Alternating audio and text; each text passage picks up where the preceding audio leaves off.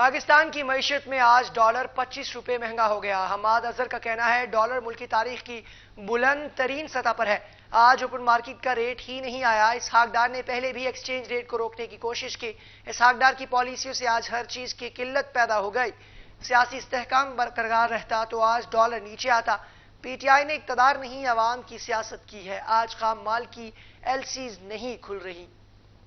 میں آپ کو یہ بتانا چاہتا ہوں کہ جب بھی اسحاق ڈار صاحب نے معیشت سنبھالی ہے انہوں نے ایکسچینج ریٹ کو فکس کرنے کی کوشش کی، زیادہ دیر وہ سسٹین نہیں ہو سکا، اور جب ایکسچینج ریٹ کو چھوڑا گیا تو وہ بری طرح نیچے آئے۔ میں آپ کو دعوے سے کہتا ہوں کہ اگر ہم نے اسٹیٹ بینک کی انڈیپینڈنس کو برقرار رکھا ہوتا، اگر ہم نے مارکیٹ ایکسچینج ریٹ رجیم کو برقرار رکھا ہوتا، اگر ہم پولیٹیکل سٹیبلٹی کو برقرار رکھتے تو بہت ہوتا تو یہ 182 سے 190 پہ آ جاتا، 190 سے 195 پہ آ جاتا، 200 پہ آ جاتا، لیکن میں آپ کو دعوے سے کہتا ہوں کہ اس سے آگے نہیں جانا تھا۔ اس اگر آج یہ گیا ہے تو اس کی وجہ پچھلے 9 ماہ کی سیاسی اور معاشی تباہی ہے، اور اس کے اثرات ابھی سامنے آنے ہیں۔